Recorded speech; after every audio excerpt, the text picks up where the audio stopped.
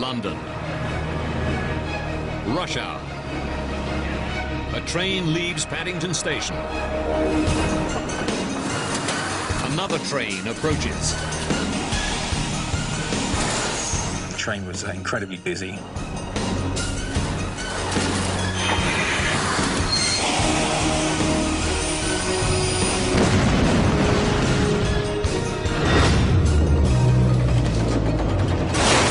I've never heard anything like it, just a huge bang.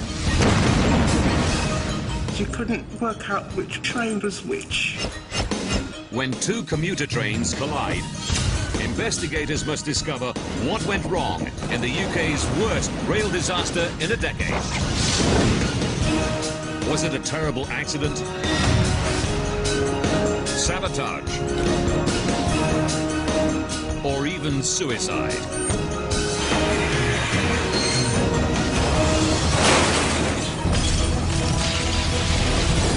Disasters don't just happen. They're a chain of critical events. Unravel the clues and count down those final seconds from disaster.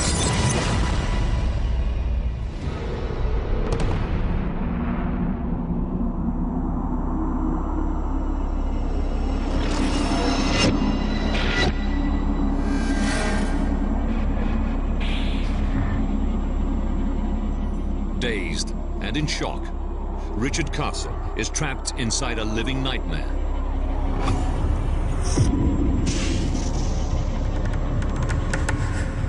There were bits of rock and stone all around me.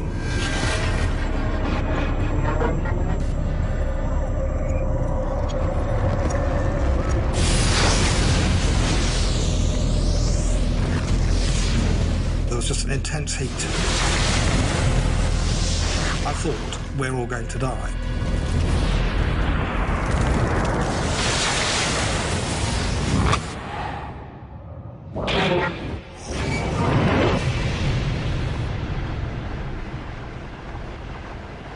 October 5th, 1999.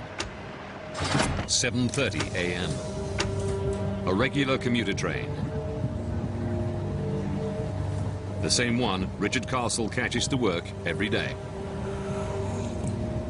I was commuting to London from my home in Stroud in Gloucestershire. I did what us commuters all do. We get the newspaper out, drink the cup of tea, look at all the people getting on, getting off, not talking to any of them, of course. Jonathan Duckworth isn't usually on this train. That morning I caught an earlier train than normal because the previous time the train was late. It was one of those train journeys that you remember because the countryside looked beautiful. In the diesel-powered high-speed train's control cab is driver Brian Cooper. He's worked on the railways for more than 30 years. He's carrying 421 passengers in 8 carriages. They're cruising between Stroud and London, 140 kilometers away.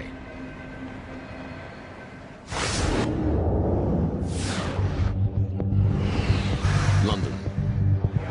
Paddington Station. The morning rush hour is underway. Recently qualified driver Michael Hodder is preparing to take his 3-carriage diesel Thames turbo train out of London to Bedwyn in Wiltshire. He'll be carrying 147 passengers.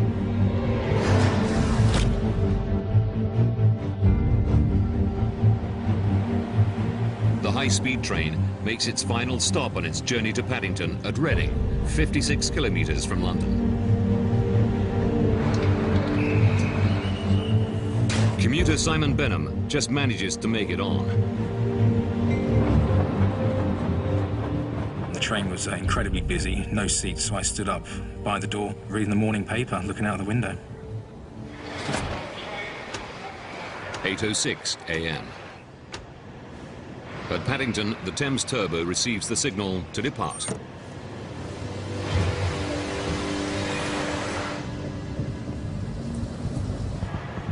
The next 5 minutes of its journey are the most challenging. His route involves crossing onto 3 different lines to get onto the right track. It's a busy time of day with around 50 trains going in and out of the station every hour. Overseeing all this traffic are the signallers in the Slough new signal box. They can see both Brian Cooper's inbound high-speed train and Michael Hodder's Thames Turbo on its way out of Paddington.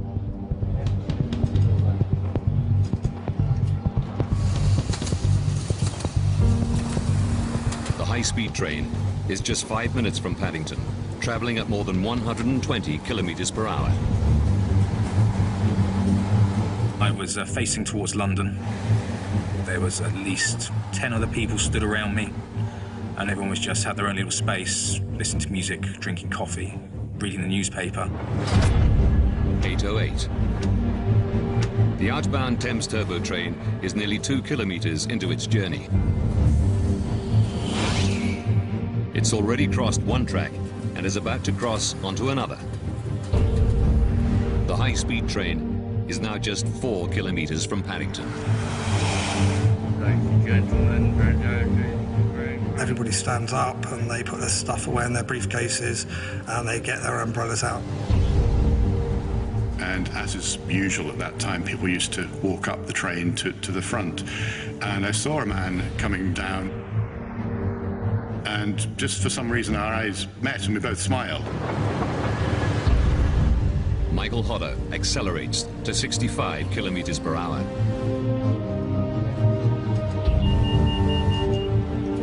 Hodder has passed a signal at red. The signallers aren't worried. It happens occasionally, and the driver invariably stops. But Hodder isn't slowing down. The Thames Turbo is about to cross into the path of the incoming high-speed train.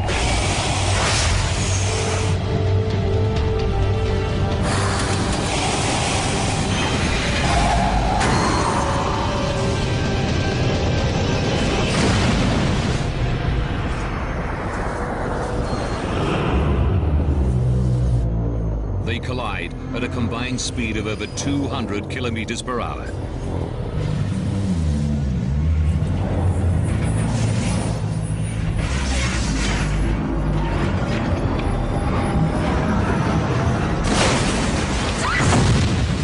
Train braked violently. I flew 4 foot forwards into the wall opposite, hit that face on, and fell to the ground. I've never heard anything like it, just a huge bang. And then the carriage did what I call a pirouette. I couldn't tell what was happening at the time, but it clearly wasn't on the rails. Then, as the train was moving from left to right, I was thinking, please do not roll over, because I knew if the train rolled over, my life would be in jeopardy. A vast fireball engulfs the carriages. The flames went, and then there was a carriage, and in the windows were people. They looked like statues because they were pale, and they were just staring back at me.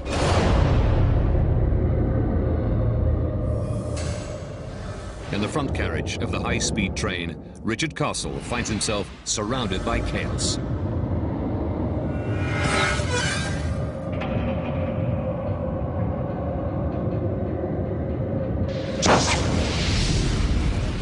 A second ball of fire now sweeps through his carriage. Yeah, there was just an intense heat. I knew that the thing to do was to put the hands over my face to protect my eyes.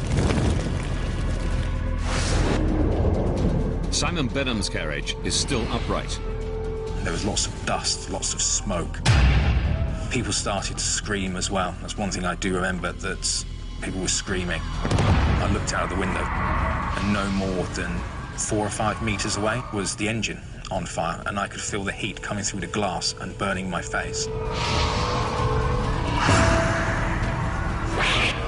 Simon manages to escape his carriage.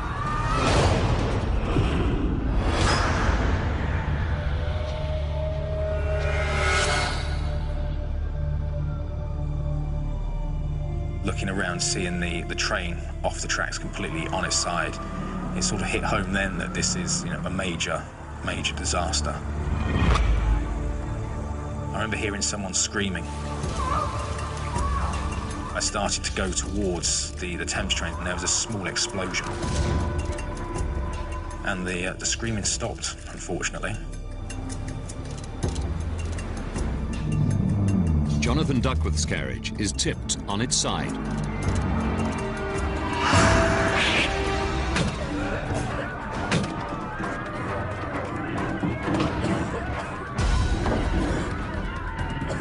We could hear people saying, we're stuck, we're trapped in here. And Richard Castle is also still trapped inside the high-speed train. He's badly burnt and in terrible pain. The carriage was full of smoke, and I really couldn't see a thing. The other end of his carriage is alight, and the fire is spreading right towards him.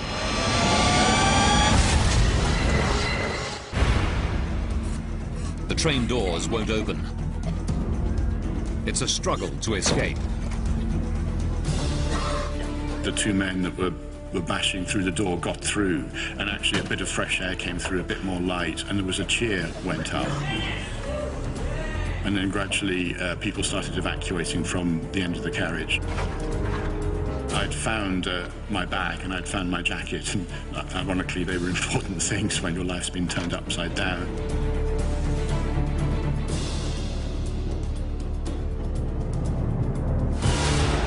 Across the road, staff in a superstore know that something dreadful has happened. One of my colleagues explained there'd been a train crash. They got ladders and they went down the embankment and they helped people up. We cleared the shop floor of bandages, everything. We turned the coffee shop into like a mini triage and we started to treat people. Simon Benham joins the fortunate but dazed survivors. As I was walking across the tracks, I looked up and saw 100, 200 people just stood there, looking very bewildered, very shocked, very emotional, very confused as well. It was just horrible.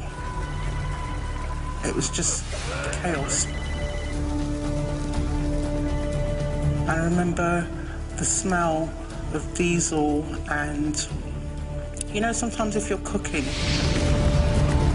and you singe your hairs on your, it was that, but 10 times worse.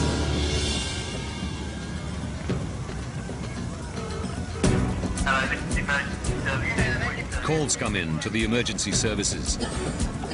Our initial call to the actual incident was garages alight. But as soon as we pulled out the station, it became very obvious that we had something a little bit more than garages alight. The vast scale of the accident is only apparent as Julian and his team get closer. We were met by about 300 survivors of various levels of distress. And for me specifically, it was about trying to bring some order to what was chaos. Inside the high-speed train, fire is creeping towards Richard Castle, and he can't find a way out.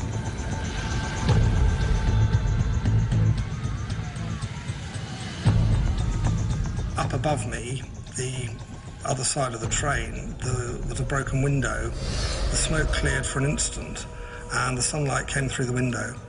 And I was able just to climb out of that window by climbing up the seats.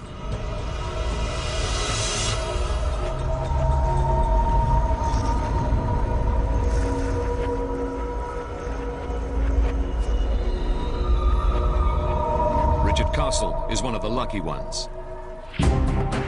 The two trains are a tangled mess of metal and fire. And there are still people in the wreckage. But Julian Spooner's fire crew have only one fire hose. We had to make a decision to move that one hose round to protect the casualties that we knew were trapped and still alive at the time. We crossed over.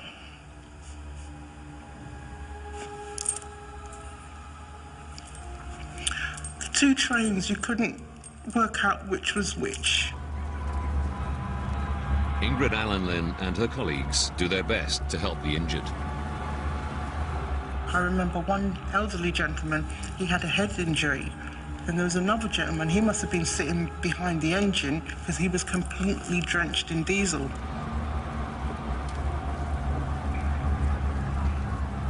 And the thing that I remembered the most are the mobile phones.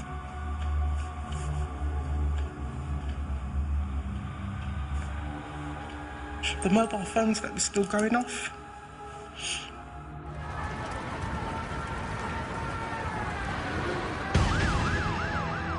Other emergency crews begin to arrive on the scene. I remember thinking with some relief that they'd arrived, because the nature of the injuries and the way that the train is sort of compacted meant that we were there for 5 hours trying to cut these people out. 400 kilometers away, Detective Superintendent Nick Bracken is notified about the accident. I received a phone call that the Chief Constable had appointed me to be the Senior Investigating Officer in charge of the investigation. Bracken arrives at the crash site 4 hours after the impact. 31 people are dead and more than 400 injured.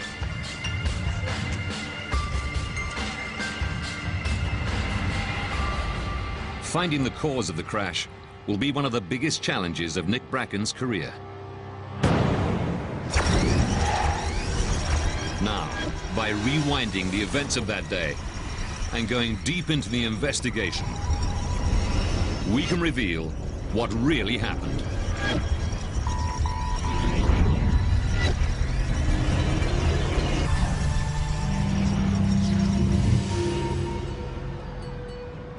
Quite clearly, in any disaster of this kind, it becomes a very big jigsaw because we've got to put it back together. You will only do that by getting all the pieces. Bracken knows there are many possible explanations. The reality is, at an early stage, you will look at every single possibility, from direct criminal action down to negligence, all the way through. Someone could have been on the trackside and committed acts of sabotage. Anything, is possible at this stage. Witness statements reveal something very unusual about the crash. There were two huge fireballs.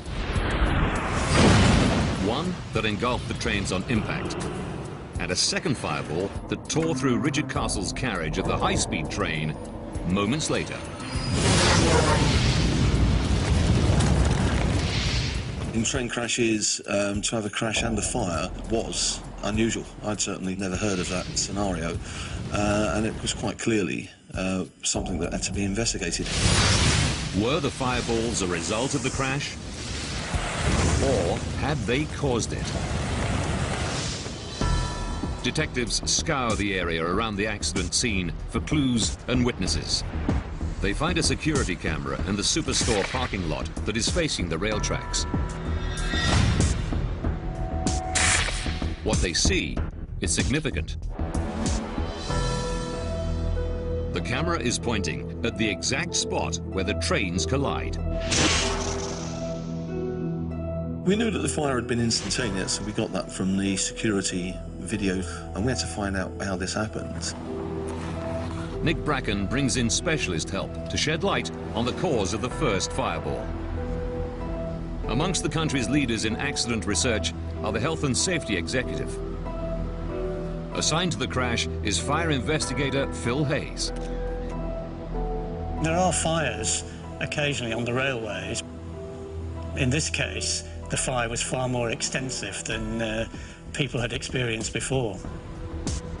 It's crucial to determine what could have caused such an inferno. The investigation had to look for a number of things. They had to look for the source of ignition, and then they had to look at how the fire had propagated through the vehicles. Examining the CCTV footage of the first fireball, the investigators find vital clues.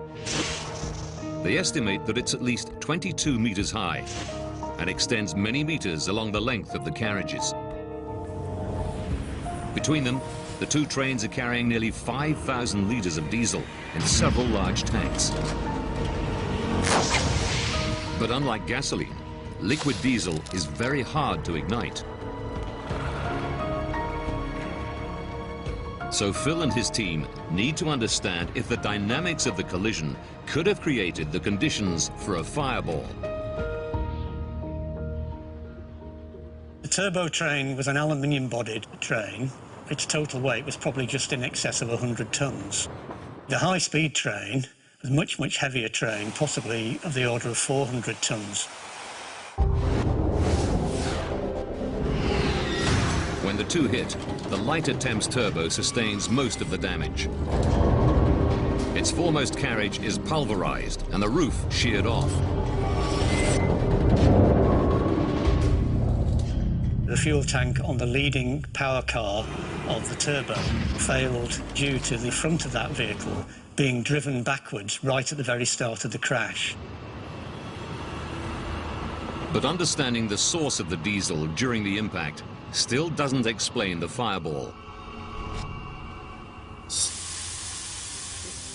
Phil knows that liquid diesel is difficult to ignite. But diesel in the form of a vapor is a different story.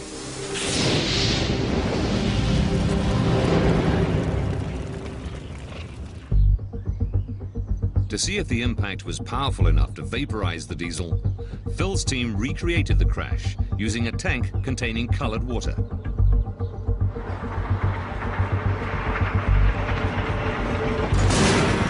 Which was instantly vaporized.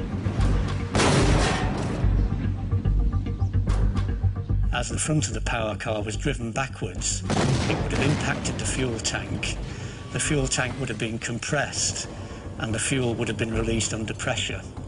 And that's what we think produced the diesel cloud. To ignite the diesel cloud, you need a spark. Electric trains powered by overhead cables also use these tracks. The 25 kilovolt overhead line was damaged during the crash, and therefore there would have been discharges from the overhead electrics. So Phil and his team filled the test tank with diesel and added overhead sparks to simulate damaged electrical cables above the crash.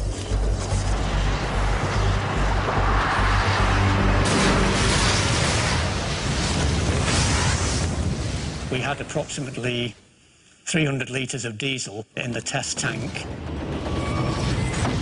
The tank ruptured under pressure as predicted, and the fuel ignited, producing a fireball of about 9 metres radius.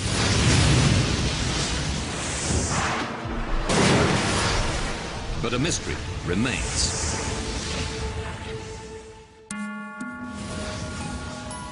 Survivors described a second fireball.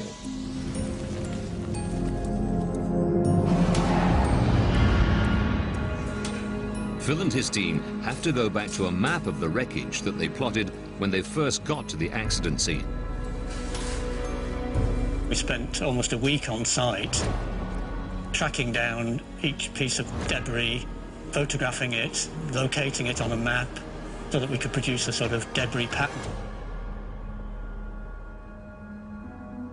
The high-speed train's fuel tank was found many meters away from the power car. What we believe happened is that tank became free from its mountings. It was also partly ruptured in the impact and was propelled down the track. And as it did so, it dispersed the fuel within it. But if this rogue fuel tank was careering down the track, how did it cause a fireball inside the carriage? By this time, the windows had been broken in the impact, and much of the fuel that was dispersed from that leading HST tank entered. So that was the source of the fuel for the fireball. This freak and fatal combination of events creates the worst fire ever seen in a train crash. It's clear that the fire was a direct result of the crash, not the cause of it. And that cause remains a mystery.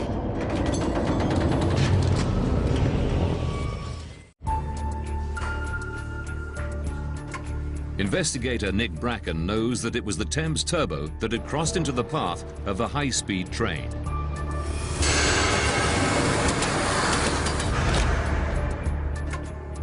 So it's the Thames Turbo that he focuses his investigation on.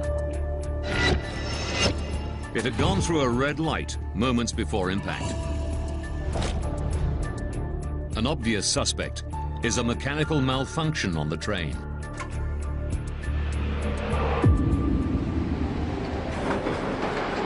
The Thames Turbo is fitted with an automatic warning system, which is designed to prevent a driver from passing a signal at red. When approaching a red signal, a display flashes and a horn sounds. If the driver doesn't acknowledge this warning by pressing a button, the system automatically engages the train's brakes. To determine whether or not Hodder received a warning, Nick Bracken knows he must obtain a vital piece of equipment lying in the wreckage. It was quite crucial to try and find the black box data recorder, similar to that found in aircrafts. What was the data recorder going to tell us about the journey of the Thames train? The recovery of that data recorder and getting that interpreted was actually going to be quite crucial. The black box data recorder logs all the warnings given by the automatic warning system and the responses of the driver. It's found in the wreckage, but is badly damaged. I made the decision that we would be best trying to recover that data by getting the manufacturers to interpret the data for us. The data recorder is rushed to Italy for analysis, which will take time.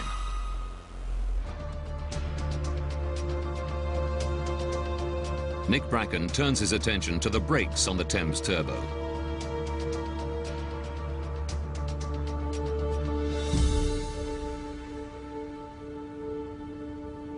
Naturally, the worthiness of the vehicle, the train, was it operating correctly? Was there brake failure? Had to be examined. His team recover the mangled brake system from the scene. The team that did the reconstruction come to the conclusion that it had been maintained properly and was working properly. There was no mechanical failure. They find Michael Hodder had engaged the brakes, and they had worked, but it was too late. He must have applied them only at the last moment when he saw the oncoming high-speed train.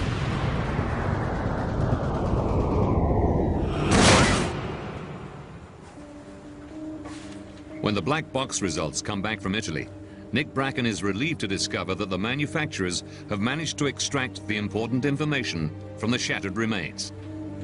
It reveals that Hodder's automatic warning system was working perfectly and confirms that he had braked.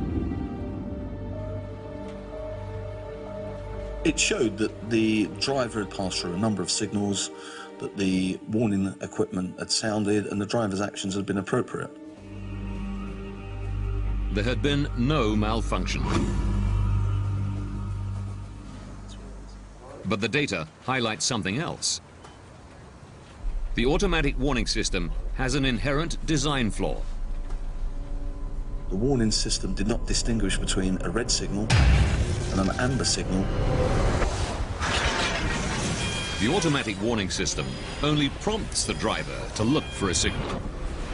It's up to the driver to check whether it's amber, which means he can proceed, or red, at which he must stop.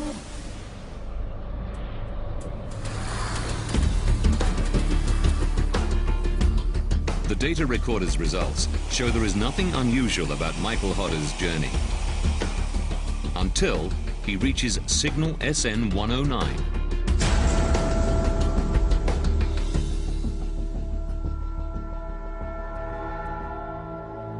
On approach to the signal, the warning sound goes off, and he acknowledges and accepts that, and then proceeds through the signal. But SN109 was at red. He should have seen this signal and stopped his train before passing it. And the data recorder reveals a final, shocking bombshell. Not only did driver Michael Hodder pass the red signal, he accelerated through it, straight into the path of the high-speed train and certain death.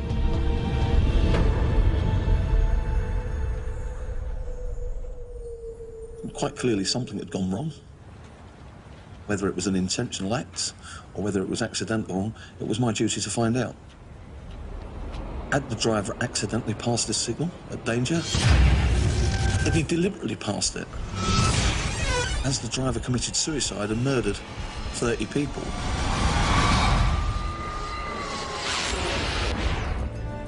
Bracken needs to determine if there's any truth to rumours that Michael Hodder had committed suicide.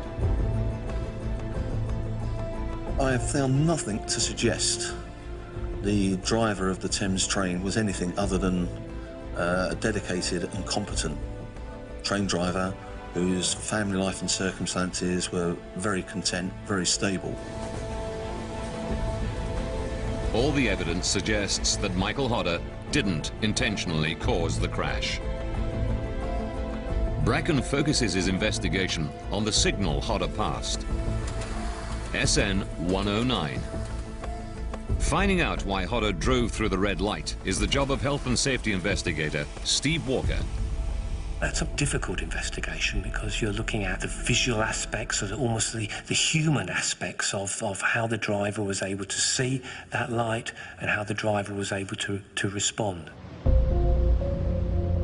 Steve Walker examines the signal in more detail. Conventional railway signals consist of a vertical line of 4 lights.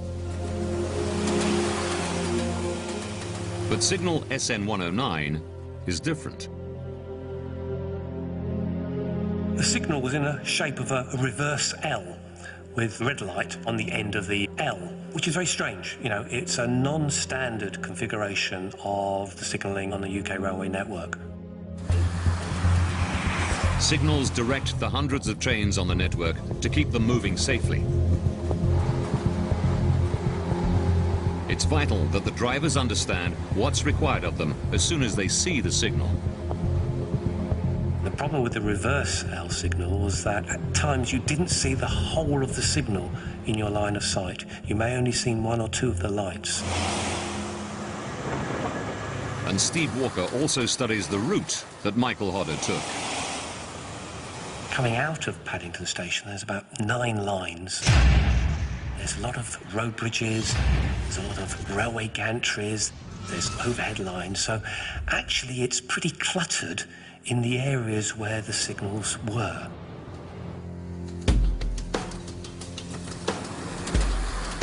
The position of SN109, soon after a bridge and on a crowded overhead gantry, combined with its non-standard shape, makes it a difficult signal for a driver to see clearly. We've concluded that signal SN109 presented a very difficult signal sighting challenge for the driver. But Hodder didn't realize he had made a mistake. Instead, it's likely he thought the signal was amber, meaning safe to proceed, and so accelerated through it. It still doesn't answer how Hodder could think a red signal was amber. There is a phenomenon known among drivers as a phantom signal. There's always a potential for the sun sort of glinting onto the front of the lights in the signals and masking them or creating a phantom signal. Steve Walker decides to send a test train along the route at exactly the same time of day as the Thames Turbo passed signal SN109. And he finds that there is sunlight reflecting off the signal lens. So it made it a little bit sort of weaker than you would expect. The day of the crash was a perfect autumn morning. The sun was low in the sky behind the Thames turbo. It was shining onto the signal, which was partially obscured by the road bridge and cables. The evidence suggests that Hodder thought it was amber rather than red. Amber would have meant he was clear to go on, which is why he accelerated through it.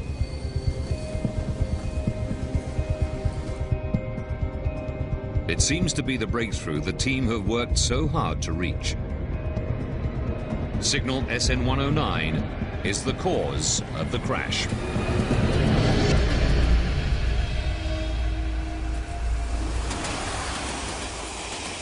But the investigation isn't over.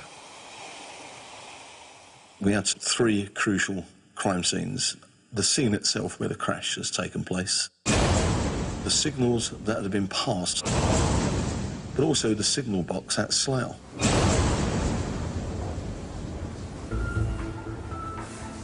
Bracken's team home in on the signal box and discover that the collision might yet have been prevented. My colleague just called me over to check something. In an emergency, the signallers can send a stop message directly to a driver and have the power to change signals. But the investigators make a disturbing discovery. There had been a fatal delay.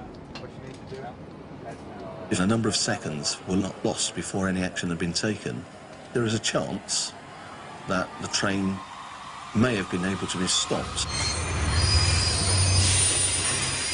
The signallers at Slough New Signal Box can prevent disaster by sending a stop message to the Thames turbo driver Michael Hodder. But the signallers lack experience in using this technology. There was certainly some delay. It wasn't instantly that any action was taken. Call emergency stop. Nick's team is unable to ascertain which of the signalmen sent Michael Hodder a stop message. At that point, I tried to receive. The signallers claim that it was transmitted, but there is no hard evidence to prove whether Hodder ever received it. What is known is that the Thames turbo train doesn't stop. The signallers had another option that could save lives. There's a signal in front of the high-speed train, SN120. If they switch this signal to red, the high-speed train could slow down before impact. But with the high-speed train racing towards the signal at 127 kilometers per hour, they have just seconds to act if they are to save lives. Instead, 18 seconds pass before the signallers change the signal to red. It's too late.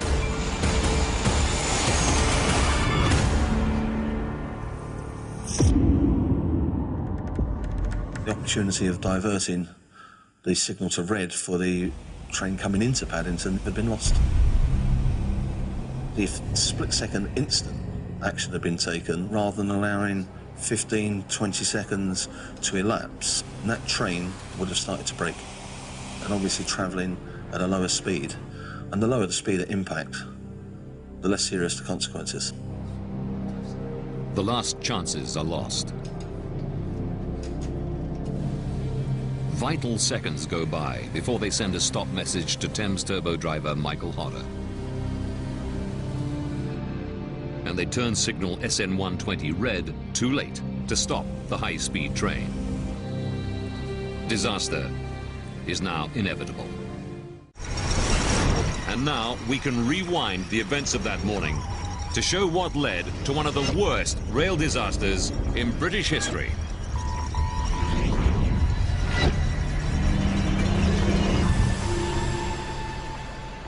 October the 5th, 1999. 9 minutes from disaster.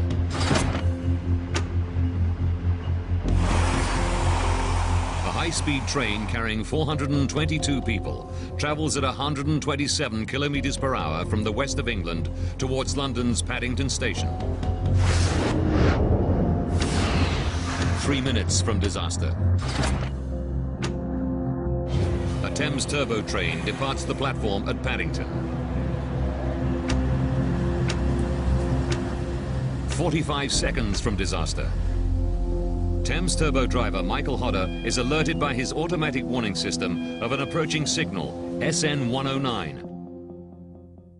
He knows from the horn that the signal could either be amber or red. He acknowledges it by pressing the button.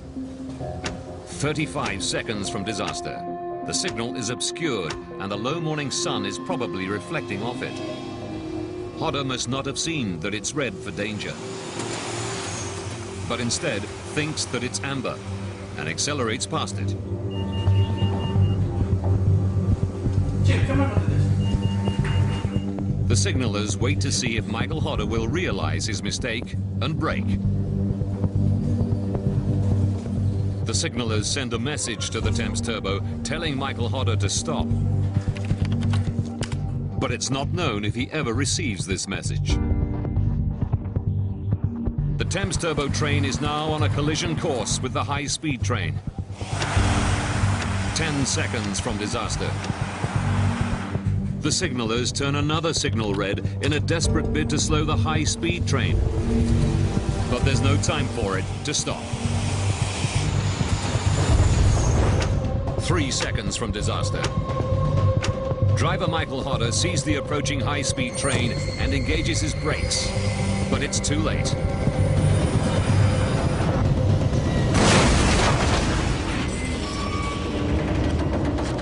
The faster high-speed train forces the front of the Thames Turbo backwards, crushing its fuel tank.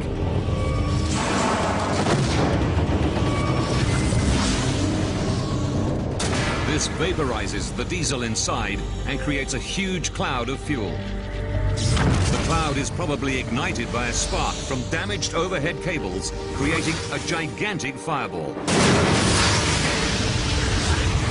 As carriages derail, a fuel tank breaks free from the high-speed train, flies down the track, and fires a second cloud of burning diesel through a broken window in the front carriage.